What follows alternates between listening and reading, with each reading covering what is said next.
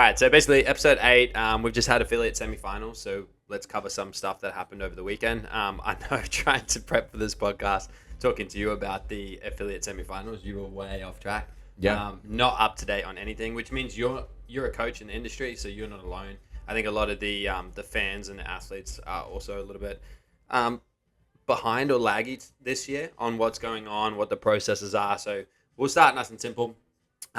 This podcast is mainly going to be around the in affiliate semifinals, the processes, what happened, kind of some of the messages that we got, and our opinions. It's really just our opinions on what happened over the weekend. But we'll talk about kind of what that is. There's two main things that we need to pay attention to here. The open happens, and then from the open, we've got qualification processes for individual and teams. All right, I'll separate this nice and easy just so everyone can understand. Now, for individuals, all right, there is basically, I think in total, there's 3 pathways that they can utilize to qualify. So if I need to be corrected, just comment, and we'll you can update me on some of the stuff around the processes. Now, we've got in-affiliate semifinals, which basically top 1% of the open will then compete in the in-affiliate semifinals, and then you'll get the top 11 men and the top 11 women who will then qualify and go to the games. Now, the other pathways include the sanctioned in-person events. Now, we have 10 total across the globe. All right, these need to be within a region that you can go to, so within your area. So we have Torian, which at Torian will have athletes qualify. And then we've got Hustle Up Last Chance Qualifier, which happens as well. Now, that's one final male and one final female that will get a spot. So it's kind of like those who qualified for semis who maybe just missed out will get an opportunity to have a last chance qualifier. And then if they win that last chance qualifier, they will then get punch another ticket to the games. Now, the teams only have one. So the teams have one way to qualify, and that's through the teams in affiliate semifinals. Right, this year they're not going to be able to qualify by going to Torian or going to the in-person pathways. They only have the one pathway. Now, to be top 20 teams worldwide, it's max 1 per an affiliate earns a games invite. All right, so it's kind of going back to the affiliate structure where it used to be back in the day. Everyone would train at the affiliate. The affiliates would put a team in, and then that team would go to semifinals. Right. Which will be our regionals, is what it used to be. And then from there, they would then qualify. So they've just taken away the regionals. They do it in affiliate now. But there's some things around that which we can touch on as well. So a little bit complicated this year, first year, with everything kind of being a little bit all over the place. That being said, mapped out, it's not that complicated. There's just lots of options. So rather than it just being there's one way for you to get through to the games, you need to qualify, and then from that qualification process within your region, you go to your sanction event. From that sanction event, if you qualify, you punch a ticket to the game. Now we've made it where there's a few options, last chance qualifiers, my eyes, participation awards, trying to almost, it's listening to things that we probably shouldn't have listened to. It's made it really complicated. From a position of an athlete, it's probably fine, but from the position of fans and a sport, it's too complicated. Yeah. Like there's too much. There's too many. It's trying to protect too much, in my opinion. Where it's like, maybe the athletes are complaining because they're sick or they happen to be injured and they couldn't qualify. As where it used to be like, well, then you're tough luck. You just miss out on that year. You get to go work on your injuries. You get to go do some other stuff, and then you're back in the following year. We've now tried to create all these systems that try and manage it, because I know a lot of people talk about having a season, but it almost just means there is no season, because now there's events all throughout the year, and then you have spin-off events where you don't have qualifications. So I don't know, if it probably sounds like a lot to you to try and take in. Yeah. But in my opinion, the main thing that I want to touch on with this one is the in-affiliate qualification process and how barely anyone knew it was going on. Yeah. Like, apart from stories from the athletes that they were chucking up, no one really knew it was going on. There's no real hype around it. There's no energy. And it's almost, I'm not a fan, personally. I feel like it's actually good that I come into this with a lot less information than what I used to, in the senses of like, I had no idea what was going on. Like, I just knew the open came through, did the open, wasn't really sure what happened after that. I just knew there wasn't a quarterfinals. That was really my extent of my knowledge. I knew there was some in-person comps, but they changed the way that they were doing it. I didn't know how. So Michael's explained it. I think us highlighted a few key points in some of the things he said. The first one being said is that he has done some research on this, and he even said, if I'm wrong, comment down below, which means that you may not fully understand exactly to the point, like how to get to the games. There's like some things that you're maybe a bit clouded about, maybe some information that's a bit vague that you don't even know, and you've researched it. So that tells me, like, how is a regular fan or a member of a gym going to understand how to make it to the games if someone who's invested time into looking at it still is unsure whether he's 100% correct or not? So that's one point. Second point is, I like the point about the sickness thing. Back in 2014 regionals, I think NorCal regionals, Rich Froning was sick the whole weekend and he still won his regional and went to the game. So it's like, if the athletes are worried about, oh, like it's like a real specific time of the year, like if I get sick, like, I lose my opportunity, and CrossFit's like, oh, don't worry, bro, we've got you last chance qualifiers in affiliate competition, like here's some options for you. Like, it doesn't make it real. It's like when I tell my athletes for powerlifting, I'm like, hey, like, you PRing in the gym is awesome and it builds confidence. It gives you an idea of how strong you truly are, but it doesn't really tell us how you're going to perform on competition day. Like, competition day is stricter. You're usually in a different location, so you've got that away game kind of feeling. You don't have the variables or all the comforts that you do in your normal affiliate. You don't know where things are. You don't know, like, the best barbell to use in the gym, or like what the best plates are. You get anxious leading in, you don't sleep. Like, that's all normal. It's part of competing. Normal things. So how is it fair that there is an option to compete in person, where it is far more challenging to make it to the games than competing from the comfort of your own home? Like, that's a big deal breaker for me, because I'm like, the athletes that qualify through in-person events, to my opinion, are the better athletes, because they've done it in a scenario that's normally not. The games is an in-person event. Exactly. So it's like, it obviously, the variables that you control for, it's gonna hit a lot of those controls where it will filter out for athletes who don't perform well with that stress or that anxiety or the lack of comforts or the changes in environment, the slander that you get from the crowd. Like, people are gonna banter, and like, people will just throw shade for the sake of throwing shade, and that's some things that athletes just have to deal with. Like, it's part of being an athlete. And we've seen some stuff recently. Don't know the exact name of the individual, but there's been an individual going around who did compete in the in-person competition, who may or may not should have been there based on some of their qualification processes. They ended up coming fifth in the Open, but they came dead last in every event that they did at this event. So it's like, they didn't even finish some of the workouts, and you had YouTubers literally not warming up and jumping in and doing the workout and getting a faster time. And that's what I mean. So it's like, okay, like, does that highlight maybe that the Open process, like, some people slip through the cracks, which is just okay. Like, that's a logistics thing. Like, you're simply not going to have enough people to go through all the videos and watch everything and catch on it. Yeah. Catch everyone out. Like, surely we do have the voting system, which is like, the judge system, where we can all go through and we can go needs review, and then it pings it for CrossFit, and then CrossFit go and watch it. But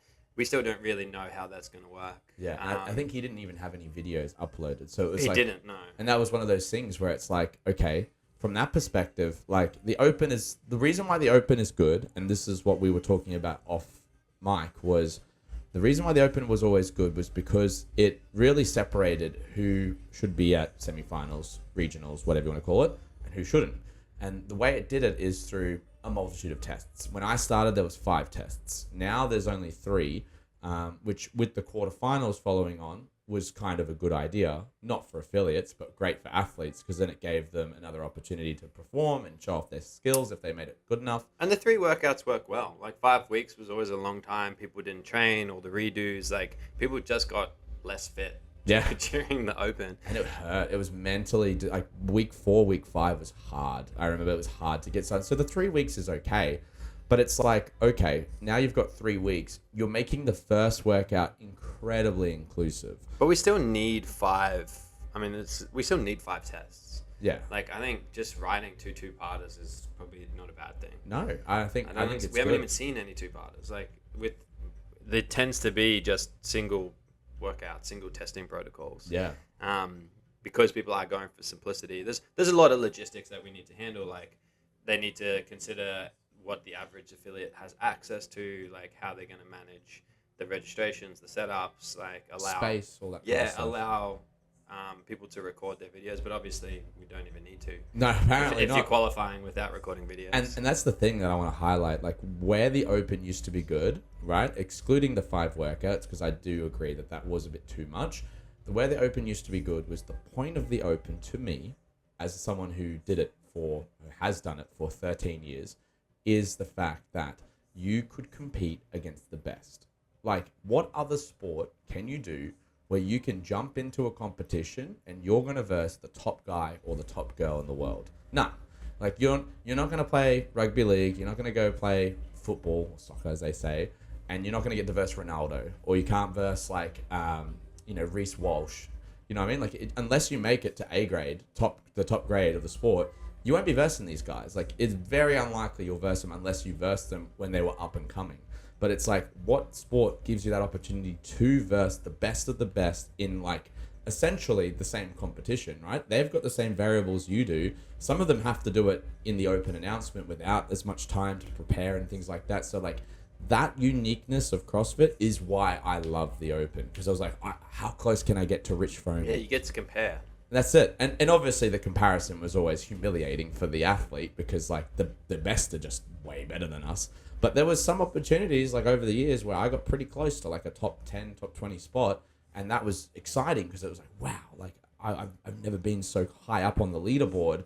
I'm obviously really good at those movements compared to the rest. And that's why CrossFit Open was It's good. relativity, and it's interesting listening to people where they're like, I don't want to do the Open because I don't want to have to deal with the leaderboard or the comparison. But it's like, that's how they live their life anyway. Yeah. Like, whether it's financial, like, whether it's, like, why do people talk about the house they own or the car they own? Like, all of it, it's the same thing. Like, it's all comparison. Yeah. You're comparing yourself to the other person to be like, oh, well, I'm making more money or I'm doing this. Like, it's just how people live their life. So when they sit there and they're like, I don't want to compare. It's like, well, you're spending the rest of your life comparing.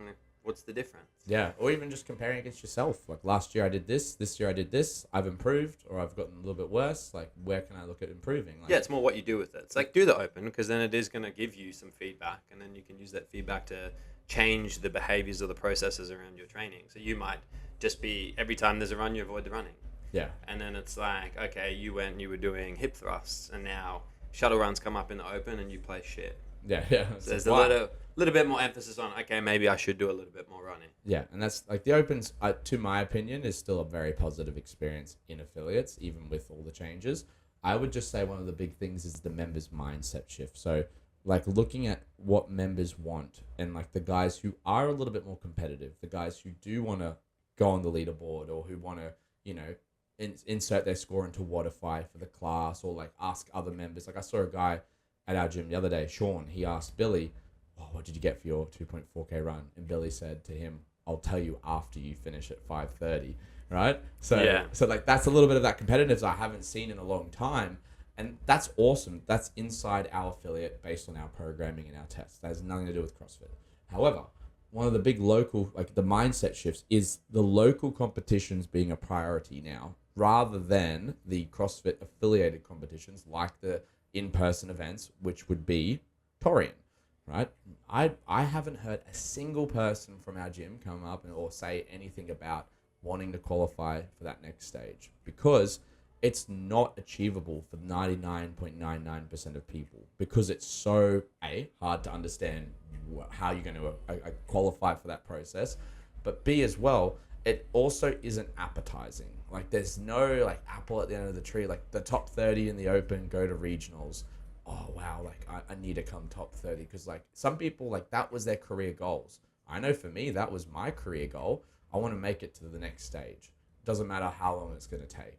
But then as they made the changes, like, they changed, like, oh, now we go regionals to sanctionals. Now we go from this to that. Quarterfinals are added. Like, you're just like, oh, it's just too much. Like they keep changing it. So it's like, I can never really tell if I'm getting closer or not. And that was probably where most people have made that shift. And that's what I've even recommended. There's too many variables. Like like you're talking about, like, because people are comparing. That's why they do it. It's like, hey, did I do better than last year? Or am I better than everyone else who participated in the open on these things. Yeah. But because there's so many ways to do it, there's so many variables, it's just impossible to compare. Yeah. It's like, well, they went and did something completely different to what we did. We even had, when they used to standardize the workouts and everyone, the semifinals, everyone did the same workouts. Yeah, you had world record times. You had Yeah. you had event record times at the current location they were at. So there's things to chase. People could do it in their own affiliate and see how close they became to. And that those was efforts. great. That worked. Like the one thing we spoke about that we said would have been cool is just having one unique workout. Yeah. So every location basically had its own thing. Whether it was like Dubai, you got access to a desert run. Whenever it's Australia, you've got access to beach events. And it was just, hey, just give one event that just makes it a little bit more entertaining for the viewer. Yeah. So now you get people who are overseas wanting to watch the Australian events because they're like, oh, cool, they get to do flag racing. Yeah, yeah. Or it's like, okay, we're going to watch Dubai because they get to climb the tallest building in Dubai, with the weight vest. Like those were cool things, but you still needed some standards. Yeah. Where it's like, okay, we can compare this athlete is the better athlete this year. As where that's all gone now. Like now everyone's just kind of tuned out. Yeah, and it's like you don't know what to follow, you don't know who to follow, and it's like we were saying off camera too. Like the best of the best is still going to be the best of the best. Yeah. But it's like what I was saying is now that there's less people invested in the next steps of CrossFit, like how can we be sure that like the top 40 at the games are the top 40? Are there going to be some of these like internet warriors who get through without having to submit videos and maybe potentially stretching the truth of what their workouts are? Is there going to be a lot of people who get through who are just like really good in their home location, but when they go to the games, they just like crash and burn because they're not used to the elements. They're not used to all these other things that they have to keep in mind. So it's like, have we gotten into a stage where like maybe it's not that sexy to make it to the games anymore? Like whereas before, like you made it to the games, you got all this specific games equipment, you got a plaque, you're a top athlete. Even if it was once off, you only made it once and that was it. And then that comes with the team stuff too. Because they took away in-person team competition, I know there's a lot of people who that really hurt. And it was like, well, my whole goal, I was never going to make it individually, but I wanted to make it as a team because that's a little bit easier and a bit more achievable. And then I also like training with other people too, so it's a bit more fun. But now they've taken that away, so it's like, well, sorry, like you just have to do it inside your affiliate and then maybe you'll make it to the games. Yeah, and it's almost like the goal was to make it more accessible and more inclusive and more flexible. But then within that, you had to create a whole set of new rules that contradicted that anyway. So It's like if you just look at this, like in affiliate semifinals, you had to have 2 judges. Yeah. So, and they had to be qualified judges. So CrossFit were like, okay, we know people are going to cheat, blah, blah, blah. We need to try and manage this because we don't have in-person events. So there's a whole new level of logistics that they have to try and manage. And the way they did that was like, okay, we're going to bring in, so if we look at the way it worked, you needed minimum of 2 certified judges with a level 1, so current level 1 or level 2 or level 3. And they had to have the 2025 judges course and the advanced judges course. Right. So then the logistics is increased. And like we had athletes messaging us being like, hey, we need to do semifinal workouts. Like, are you available? Do you have another coach? Like, can we come judge them? Because obviously athletes are athletes first. So they're going to be like, what's more optimal for me in terms of performance or training? What I want to do in afternoons. What I want to do. So athletes would just try and work things around that. As where I think what in person did really well was it just gave structure. Yeah. So instead of it being chaotic, it was just everyone knew at this time, this date, for these 2 to 3 days, these events were on. All the athletes knew they had to prep for it. Everyone, like all the judges would have to get organized. They would have to be briefed, upskilled. They'd understand the workouts. They had time to prep for it. And everything just ran better. Yeah. And then it also gave it like you said, gave the structure back to the season. It was open, regionals, games, season over. Off season till next year. If you just think about the point of the semifinals, like if you just got rid of it, the in-person semifinals, and you just said to Torian, like, hey, here's another 2 spots, and you said to the other events, here's another 2 spots, more people are going to go to the event. There's more hype around the event, and it just becomes more entertaining. Like, you didn't need to do more. I don't think it serves the purpose that they wanted it to serve. And then it's like for them, what are now some of the things that CrossFit can do to obviously make this better? But it's like, can they afford to change this whole structure again? Like, can we go through another change to the rule book, to the system, to how it runs? Like, that's when, like, I don't know. I think that's... And that's the pickle they're in. The pickle, they keep fucking changing shit. Yeah. Because instead of just being like, hey, what did we do well and double down on that, it became too woke, where it was like, what are people complaining about? Let's focus on that. Yeah, now you've got this situation where you've pleased everyone, and then inherently you've pleased no one, because no one wants to do it anymore. Or, like, people just aren't excited. And that's the thing like you keep saying, people aren't excited to go to these events because it's so hard to keep track of. There's no clear way to get there. Whereas, like, look at High Rocks. It's like, go to a High Rocks event, do well. It's the same fucking workout every time. Yeah. And it's like, it's the same qualification process, and if they don't change it and they just make the process smoother, give people time to understand it, like, it's going to grow. Yeah, and they can update certain things. They can change, like, oh, okay, maybe the elite kettlebell weight is too easy. We're finding people finishing it too fast. They can just increase the weight. Like, that's not a big variable change. Whereas if they're like... Yeah, or the teams, it's like, if we look at High Rocks, the teams just end up with one stacked athlete that does 90% of the work. Yeah. And then the other person gets a participation medal, and they're like, look how fit I am. Yeah. And High Rocks at the moment is, again, starting to use terminology where it's like, we're the fittest on earth, blah, blah, blah. It's like, well, no, you're not. No one looks at High Rocks and goes, fuck, you guys are studs. Yeah. Like, it's just people who enjoy High Rocks who are like, oh, you guys are fit. And they are fit in their own right. Enduring, if anything. Like, the endurance it requires for that sport is so high. But they have their own definition of fitness. Yeah. And that is to remove strength protocols. And, like, all they've done is change the test. Yeah. Instead of there being an agreed upon, hey, these are the elements that we test for fitness. These are the things that need to be up there. You need a 500-pound back squat. You need a sub 6-minute mile, blah, blah, blah. Like, they've just gone and geared it towards their strengths and being like, this is our definition of fitness. Yeah, got to be able to run this, you're about to do that. And you create the cult and you create the bias where people... It's what we talk about in class, where you're creating a perception of fitness because you're changing the external test to change the feedback. So rather than sitting the test that goes, hey, your IQ shit, you will just change the test until it gives you good IQ. Hey, you have a good IQ. Yeah, stop testing trigonometry and start testing, science. And you're like, oh, wow, like, I'm really good at science. So it's like, this is easy. Whereas like, oh, maybe I really struggle at maths and, English. You're just self-selecting, yeah. But it doesn't, that's what I mean. Like, it doesn't mean what we like to attach words to. So they're like the frameworks and I think the power that we give it, it's really just how we perceive it. Yeah. Like, the rest of the world doesn't mean that's how they take it. Like, I don't look at a High Rocks athlete and go, these guys are fucking incredible. Yeah. Like, but you say like, wow, like I couldn't do that as fast as them. That's incredible. No, it's impressive what they do and the dedication and time they put into it. Like, listening to the fact that they run 168 Ks a week. Yeah. In my head, I'm like, where the fuck do you get the time? Yeah. Are you marathon runners? Yeah. Because marathon runners run 210 Ks a week or something like that. So it's like they're on that kind of spectrum of like really high endurance work output, and they're able to kind of still do all these things that are relatively challenging in between while still maintaining that high running cadence, which would be a recipe for disaster for me because my heart would explode doing half what they do.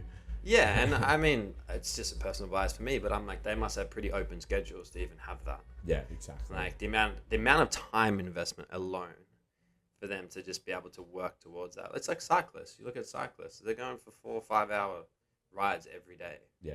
And they just get up early and they go and do that. And it's like, okay, well, it's just a priority, and that's the time investment required. Yeah. And for me, like, obviously we do the coaching side of it. A lot of it is just how much of a time investment is it for people to get to this level. Yeah, exactly. Versus how much of it is genetics and all these other things that we like to talk about. Prior sport practice and I guess other factors. But I was gonna say, what would you say is to round out this podcast? What would you say your key points are, Michael, for listeners at home when it comes to the Open? So it comes to the CrossFit Games and how to qualify, and what would you suggest that you would implement to make it a little bit more streamlined? It's a hard one. I think there's a few variables that are affecting how things have kind of been perceived with the sale of CrossFit, all the stuff that's kind of happened, hype's dropped off. It definitely has probably exacerbated the lack of engagement through the semifinals. That being said, if we remove those changing external circumstances, I still think it's a net negative. Yeah. Main reason it's just made it so hard to follow. It's created too much complexity. There's too many options, and people are just disengaged. Yeah. What would you do to improve it? The first things first, you just got to get the right people in the right positions. So I think if we want to go back to the old model, so if we want to go back and look at what we did well, we are going to need those personalities around those times to now be involved. So that means your phrases, it means phoning, like these guys need to be the faces of it again. And they might not necessarily be the athlete faces. They might be more the CEOs or sit on the board or have input. So they're the ones who were part of the experience. They're the ones who are now going to help direct CrossFit leading forward. Yeah. And that's just the way it has to be. Like they're going to have their biases. They're going to have their stuff they don't know, but they are also going to have a buy-in. Like they're going to care. They're going to want it to improve and want it to be better. So they'll make mistakes, but they'll pivot. Yeah. And that's what you need. You don't want these personalities to come in who are disconnected from it, who are just going to try and iterate changes and then not really have the buy-in that you have from those from the historical athletes. Yeah, the ones who have made a living and are living off what they've achieved in the sport. They're the ones who are more likely to invest and provide more value because they're like, well, hey, like this has changed my life in these positive ways. I want to make sure that this can change other people's lives, or like we can do this for the next generation of athletes who are up and coming. How do we do that? You know, they're probably the ones with the best insight in that sense because they sat at the top for so long. So they know what worked and what didn't work. They can remember certain workouts and certain competitions and how well they ran, or maybe some of the things that didn't run so well. So I think that's probably a good point to leave it on. They're probably your best athletes or best people to go to then help make those events better. But we'll round out episode 8 of our affiliate semifinal discussion. If you have any questions, qualms, and queries, or want to add any points, leave it in the comment down below, whether it is on YouTube, Instagram, or Spotify, any of the platforms we have our podcast on, and we'll get you back onto episode 9 next week, which will be a good fun one.